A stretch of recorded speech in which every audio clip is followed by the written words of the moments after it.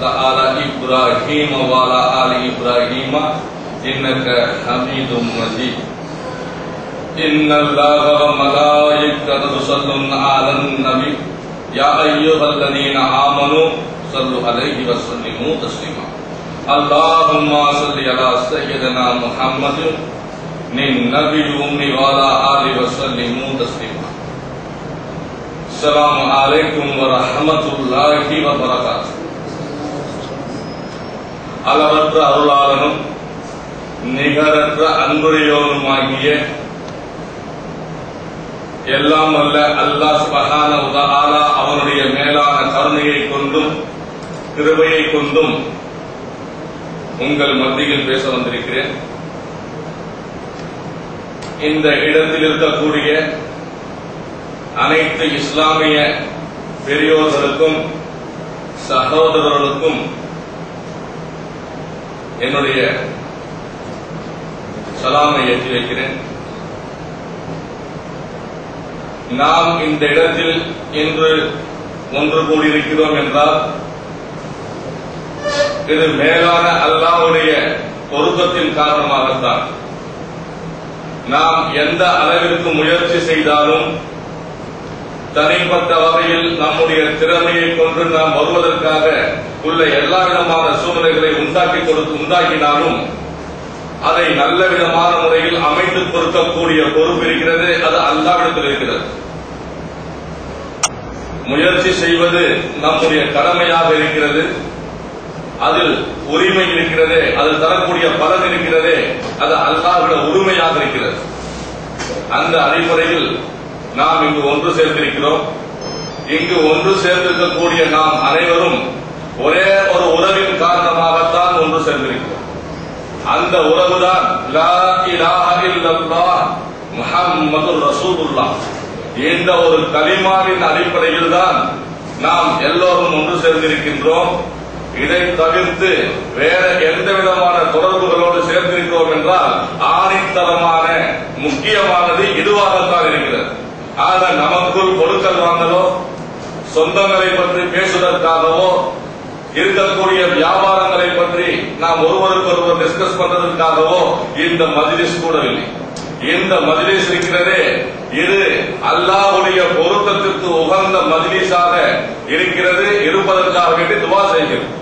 காரணம், எந்த இடத்தில் எந்த மஜ்மாவில் அல்லாஹ்வுடைய ஏகத்துவத்தை பற்றி பேசப்படுமோ, எந்த மஜ்லிஸில் வல்ல அல்லாஹ்வுடைய சிஃபாத்துகளை பற்றி பேச முடியுமோ, பேசக்கூடிய இடமாக இருக்குமோ, எந்த மஜ்லிஸில் அல்லாஹ்வுடைய ஸாத் வல்லமை பரிசுத்தம் இஸ்ஸத் குத்ரத் அப்பேற்பட்ட அவருடைய மேலான விஷயங்களை பற்றி பேசப்படுமோ, சொல்கிறார்கள் அல்லாஹ்வுடைய ஹபீப் முஹம்மது ரசூலுல்லாஹி ஸல்லல்லாஹு அலைஹி வஸல்லம் அவர்கள் சொல்லியிருக்கின்றார்கள், அந்த மஜ்லிஸ் அல்லாஹ்வுடைய ரஹமத் இறங்கக்கூடிய மஜ்லிஸாக இருக்கிறது. அந்த மஜ்லிஸ் அல்லாஹ்வுடைய சகீனத் இறங்கக்கூடிய மஜ்லிஸாக இருக்கிறது. ஆக எந்த மஜ்லிஸில் அல்லாஹ்வுடைய வல்லமையை பற்றி பேசப்படுமோ, இந்த வானத்தையும் பூமியையும் படைத்து பக்குவப்படுத்தி பரிபாலிக்கக்கூடிய வல்ல அல்லாஹ்வுடைய வல்ல ரஹ்மானுடைய அந்த ரஹீமுடைய மேலான விஷயங்கள் பேசப்படுமோ, அந்த மஜ்லிஸ் அல்லாஹ்வுடைய பொருத்தத்திற்கு உகந்த வகையாக அல்லாஹ்வுடைய மலக்குகள் அந்த மஜ்லிஸில் இருக்கக்கூடியவருடைய மஃபரத்திற்காக துஆ செய்யக்கூடிய மஜ்லிஸாக இருக்கின்றது என்று சொல்லியிருக்கின்றார். ஆக அப்பேற்பட்ட ஒரு சூழ்நிலையில் நாம் எல்லோரும் ஒன்று சேர்ந்து அந்த மேலான அல்லாஹ்வுடைய அந்த ரஹமத்தை பெறுவதற்கு நாம் தயாராகும்.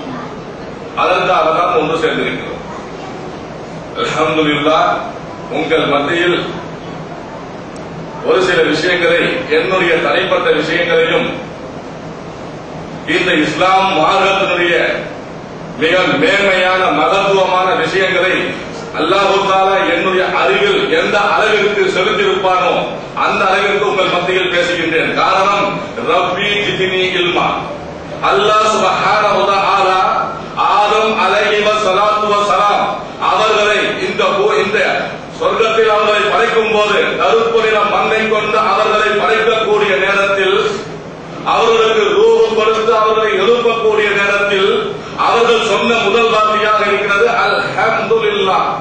யா அல்லாஹ், எல்லா புகழும் உனக்காக தான் இருக்கிறது. அப்படி சொன்ன பின் அதே பார்த்து மலக்குகளுடைய இல்லத்தில் இருக்கிறது. என்ன இவருக்கு என்ன தெரியும்?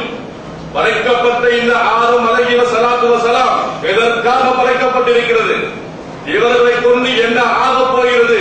நமக்கு தெரிந்த அளவிற்கு இவருக்கு என்ன தெரியும் என்ற சிந்தனை அந்த மலக்குகள் மத்தியில் ஏற்படும் போது அல்லாஹ் சுப்ஹானஹு வ தஆலா ஞானம் உள்ளவனாக, மிகைத்தவனாக, உள்ளத்தை உற்று நோக்கக்கூடியவனாக இருக்கின்றான். அந்த அல்லாஹ் சுப்ஹானஹு வ தஆலா சொல்கிறார், ஓ ஆதம், இந்த மலக்கு யார்? இவருடைய பெயர் என்ன? இவர்கள் யார் என்று கேட்டபோது ஆதம் அலைஹிஸ்ஸலாத்து வஸலாம் ஒவ்வொருடைய பெயரையும் சொல்கிறார்கள். இதை பார்த்த மலக்குகள் அதிசயப்படுகிறார்கள். காரணம், நம் கண் முன்னே படைக்கப்பட்ட கருப்பு நிற மண்ணை கொண்டு, இந்த மண்ணை கொண்டு படைக்கப்பட்ட இந்த ஆதம் அலைஹிஸ்ஸலாம், இந்த ஆதம் நபி அல்லாஹ்வுடைய கலீஃபாவாக இருக்கக்கூடியவர், அதற்குள் எப்படி அவருக்கு அந்த ஞானம் கிடைத்தது? உடனே அதை அவர்களே சொல்கிறார்கள். என்ன சொல்கிறார்கள்? ஓ அல்லாஹ், நீ என்னுடைய அறிவில் என்ன செலுத்தினாயோ, என் அறிவில் எந்த அளவிற்கு நீ விசாலப்படுத்தினாயோ, என் அறிவை எந்த அளவிற்கு நீ பக்குவப்படுத்தினாயோ, அந்த அளவிற்கு என்னுடைய அறிவில் எழுந்திருக்கிறது. ஆக ஒருவருடைய அறிவு விசாலமாவதற்கும் அல்லாஹ் தான் காரணமாக இருக்கிறார். அதற்காக அந்த மேலான மகத்துவமான இந்த இஸ்லாமுடைய தீனுடைய விஷயத்தை உங்கள் மத்தியில் பேசுவதற்காக வேண்டி வல்ல ரஹ்மான் என்னுடைய அறிவை எந்த அளவிற்கு விசாலப்படுத்தியிருப்பானோ அந்த அளவிற்கு பேசுவதற்காக. அல்ஹம்துலில்லாஹ், உங்கள் மத்தியில் முஹம்மது சாதிக் என்ற பெயரோடு வந்திருக்கிறேன். அல்லாஹ் சுப்ஹானஹு வ தஆலா எனக்கு கொடுத்த மிக மேலான பொக்கிஷம் இந்த பெயர். காரணம், நீங்கள் அத்தனை ஒரு சில பேர் கேள்விப்பட்டிருக்கலாம், ஒரு சில பேர் பார்த்திருக்கலாம். நீங்கள் எல்லோரும் அல்லாஹ்வுடைய மேலான கிருபையை கொண்டு பிறக்கும் போதே இந்த மகத்துவமான தீனுல் இஸ்லாமுடைய மாதத்தில் பிறந்திருக்கிறீர்கள். உங்களை பார்க்கும் போது மேலான சந்தோஷம் இருக்கிறது, எனக்கு மகிழ்ச்சி இருக்கிறது. காரணம், அல்லாஹ் சுப்ஹானஹு வ தஆலா உங்களை பிறக்க வைக்கும் போது